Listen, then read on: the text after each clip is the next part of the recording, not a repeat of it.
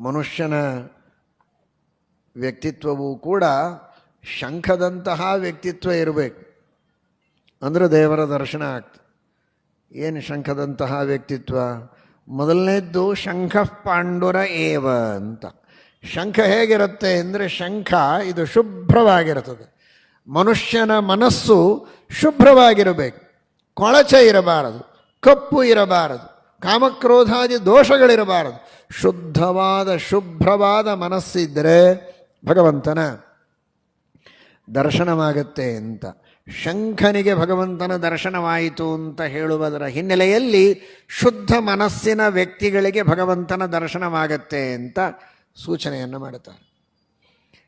ಇನ್ನೊಂದು ಶಂಖ ಮಾಡುವ ಕೆಲಸ ಏನು ಅಂದರೆ, ದೇವರ ಪೂಜೆ ನಡೆದಾಗ, ನೈವೇದ್ಯ ನಡೆದಾಗ, ಆರತಿ ನಡೆದಾಗ ಚೆನ್ನಾಗಿ ಧ್ವನಿಯನ್ನು ಮಾಡೋದೇ ಶಂಖದ ಕೆಲಸ.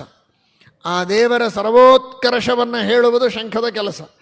ಆ ಭಗವಂತನ ಪೂಜೆ, ಆರಾಧನೆ, ಅರ್ಚನೆ, ನೈವೇದ್ಯ ನಡೆದಿದೆ ಎನ್ನುವುದನ್ನು ಜನರಿಗೆ ತಿಳಿಸುವುದೇ, ದೇವರ ಬಗ್ಗೆ ತಿಳಿಸೋದೇ ಶಂಖದ ಕೆಲಸ.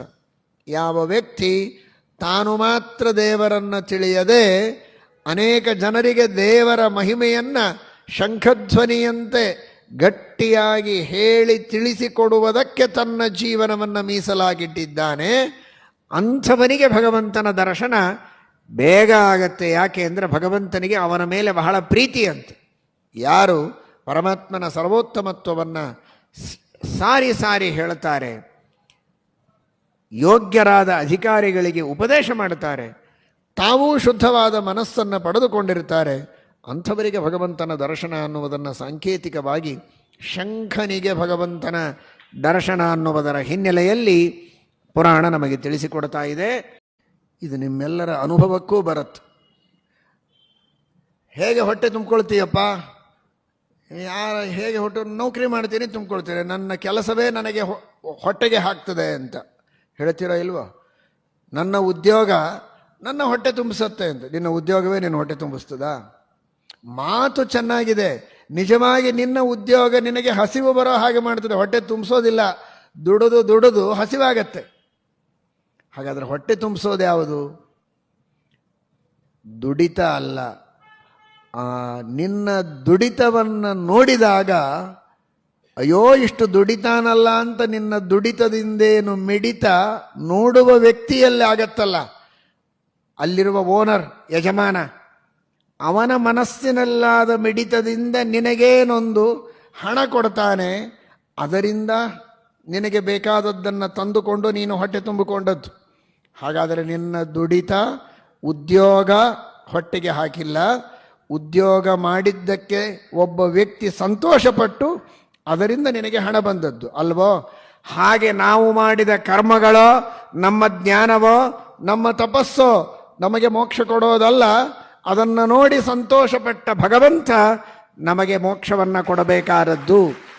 ಇದು ವ್ಯವಹಾರದಿಂದಲೂ ಸಿದ್ಧ, ಶಾಸ್ತ್ರದಿಂದಲೂ ಸಿದ್ಧ. ಅದೇ ನಮ್ಮ ಶ್ರೀಮದ್ ಆನಂದ ತೀರ್ಥ ಭಗವತ್ಪಾದಾಚಾರ್ಯರ ಅಂತೇ ಸಿದ್ಧಸ್ತು ಸಿದ್ಧಾಂತಃ ಮಧ್ವಸ್ಯಾಗಮ ಏವಹಿ. ಯಾವುದೇ ಒಂದು ಕಾರ್ಯವನ್ನು ನಾವು ಮಾಡಿದರೂ ಕೂಡ ಅಹಂಕಾರ ನಮ್ಮಲ್ಲಿರಬಾರದು. ಒಬ್ಬರಿಗೆ ₹1 ನಾವು ಎತ್ತಿ ಕೊಡಬಹುದು ದಾನವಾಗಿ, 1 ಅಗಳು ಅನ್ನವನ್ನು ಕೊಡಬಹುದು, 1 ಹನಿ ನೀರು ಕೊಡಬಹುದು, ನೋಡಿ ಚೆನ್ನಾಗಿ ನಕ್ಕು ಮಾತಾಡಿಸ್ಬೋದು, ಯಾವುದೇ ರೀತಿಯಿಂದ ಉಪಕಾರ ಮಾಡೋದಾಗಿರಬಹುದು, ಅಥವಾ ನಮ್ಮ ಬದುಕಿಗಾಗಿ ನಾವೇನೋ ಪ್ರಯತ್ನ ಮಾಡಿರ್ಬೋದು. ಅದು ಯಾವುದರಲ್ಲಿಯೂ ನಮಗೆ ಸ್ವಾತಂತ್ರ್ಯ ಇಲ್ಲ. ಆ ಎಲ್ಲ ವಸ್ತುಗಳನ್ನು, ಅವುಗಳನ್ನು ಉಪಯೋಗಿಸುವುದಕ್ಕೆ ಶಕ್ತಿಯನ್ನು, ಬಲವನ್ನು, ಬುದ್ಧಿಯನ್ನು, ಅವಕಾಶವನ್ನು ನಮಗೆಲ್ಲ ಕೊಟ್ಟು ಆ ವಸ್ತುಗಳಲ್ಲಿ, ವ್ಯಕ್ತಿಗಳಲ್ಲಿದ್ದು ಆ ಕಾರ್ಯವನ್ನು ಮಾಡಿಸುವವನು ಭಗವಂತನೇ ಎಂಬ ಹರಿಪಾದ ವಿನಮ್ರ ಧಿಯಾ ಸತತಂ. ಆ ಪರಮಾತ್ಮನಿಗೆ ವಿನಮ್ರರಾಗಿ ನಾವು ಸೇವೆಗಳನ್ನು ಮಾಡ್ತಾ ಇದ್ದರೆ ಮಾತ್ರ ನಮಗೆ ನಿಜವಾದ ಅರ್ಥದಲ್ಲಿ ಭಗವದ್ಭಕ್ತಿ ಇದೆ ಅಂತ ಹೇಳಬಹುದು. ನಾನು ಮಾಡಿದೆ, ನನ್ನ ಬಲ, ನನ್ನ ಶಕ್ತಿ ಅಂತ ಅಹಂಕಾರ ಬಂದರೆ ಆಗ ಅದು ಭಗವಂತನ ಭಕ್ತಿಗೆ, ಭಾಗವತ ಧರ್ಮಕ್ಕೆ ವಿರುದ್ಧವಾಗತ್ತೆ. ಅದನ್ನು ಮಾಡಬೇಡಿ. ಅರ್ಜುನ ಎಂದಿಗೂ ಮಾಡಿದವನಲ್ಲ, ಯಾವುದೋ ಒಂದು ಪ್ರಸಂಗದಲ್ಲಿ ಹಾಗಾಯಿತು. ಆದರೆ ನಿನ್ನೆ ನಾವು ಹೇಳಿದ ಹಾಗೆ ನಾವು ಹೆಚ್ಚು ಹೊತ್ತು ಇಡೀ ಆಯುಷ್ಯದೊಳಗೆ ಅಹಂಕಾರದೊಳಗೆ ಮುಳುಗಿರ್ತೇವೆ. ಯಾವಾಗೋ ಒಮ್ಮೆ ಭಾಗವತ ಧರ್ಮ ನಮಗೆ ಬರುತ್ತೆ. ಅವರಲ್ಲಿ ಯಾವಾಗಲೂ ಭಾಗವತ ಧರ್ಮ ಇದ್ದು ಯಾವುದೋ ಒಂದು ಪ್ರಸಂಗದಲ್ಲಿ ಅದು ತಪ್ಪಿದರೆ ನಮಗಿರೋದೇ ಭಾಗವತ ಧರ್ಮದ ಲೋಪ. ಯಾವಾಗಾದರೂ ಒಮ್ಮೆ ಭಾಗವತ ಧರ್ಮ ಬಂದಿರತ್ತೆ. ಹಾಗಾಗಬಾರದು. ಎಷ್ಟು ಸಾಧ್ಯವೋ ಅಷ್ಟು ನಾವು ಪ್ರಯತ್ನವನ್ನು ಮಾಡಿ ಭಗವಂತನ ಸ್ವಾತಂತ್ರ್ಯವನ್ನು, ನಮ್ಮ ಪಾರತಂತ್ರ್ಯವನ್ನು ಚೆನ್ನಾಗಿ ತಿಳಿದು ಏನೇ ಸಾಧನೆಯನ್ನು ನಾವು ಮಾಡಿದರೂ ಭಗವಂತ ಮಾಡಿಸ್ತಾನೆ.